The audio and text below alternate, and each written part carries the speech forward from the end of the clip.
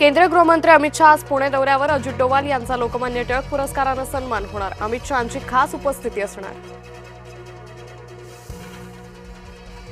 अमित शहा यांच्या दौऱ्यादरम्यान काँग्रेसचं आंदोलनस्थळी मोठा पोलीस बंदोबस्त तैनात. काँग्रेस कार्यकर्ता राहुल शिरसाट यांना पोलिसांनी घरातून घेतलं ताब्यात. विदर्भात तुफान पावसामुळे वेगवेगळ्या जिल्ह्यात 6 जणांचा मृत्यू. पुढच्या आठवड्यात पाऊस पुन्हा सक्रिय होण्याची शक्यता. मराठवाड्यात 8ही जिल्ह्यात दमदार पाऊस. 24 तासात 68 मिलीमीटर पावसाची नोंद. 233 मंडळात अतिवृष्टी. नाशिक जिल्ह्यात मालेगावला रेड अलर्ट. काही तालुक्यात शाळा कॉलेजला सुट्टी. आठवडी बाजारही भरणार नाही. जळगावकरांची पाण्याची चिंता मिटणार. वाघूर धरण 65% भरलं. अजिंठ्याच्या डोंगर रांगांमध्ये मोठा पाऊस. वीर धरणातून नीरा नदीत 33,000 क्युसेकनं पाण्याचा विसर्ग. पुरंदर तालुक्यातलं दत्त मंदिर पाण्याखाली. वैनगंगा नदीवरील धापेवाडा बॅरेजचे 17 दरवाजे उघडले. 34,000 क्युसेकचा विसर्ग. मध्य प्रदेशातल्या पावसाचा परिणाम.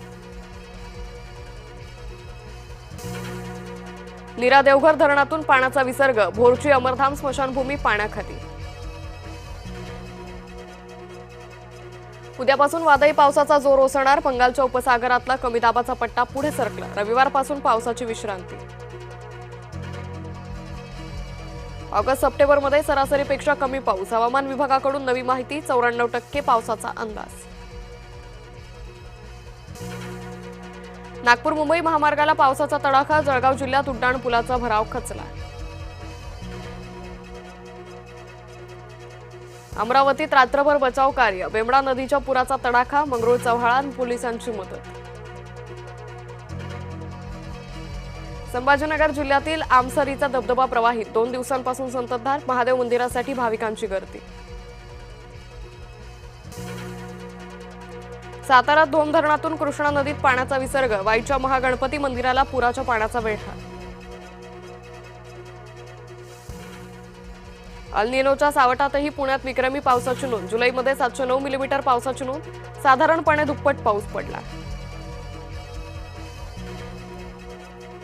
शिक्षा नाही तर संवाद. तिरस्कार नाही तर मार्गदर्शन. नरेंद्र मोदींकडून इन्स्टावर नवा व्हिडिओ अपलोड. मंत्रालयाच्या कॅन्टीन संबंधी एफडीएचा अहवाल खोटा. वकिलांच्या टीमच्या पाहणीनंतर हायकोर्टाचा संताप. नोटीस बजावण्याचे आदेश. अमरावतीच्या दर्यापुरात ज्वेलर्सवर धाडसी दरोडा. बंदुकीचा धाक दाखवत अर्धा किलो सोनं, 13 किलो चांदी लुटली. बोंदू अशोक खरातचा ताबा शिर्डी पोलिसांकडे. समता पतसंस्थेतील बनावट खाती प्रकरण. आज बोंदू खरातला न्यायालयात हजर करणार. पश्चिम रेल्वेवर आज तर मध्य रेल्वेवर उद्या ब्लॉक. मध्यरात्रीनंतरच्या गाड्यांवर परिणाम. काही फास्ट गाड्या स्लो ट्रॅकवर वळवल्या.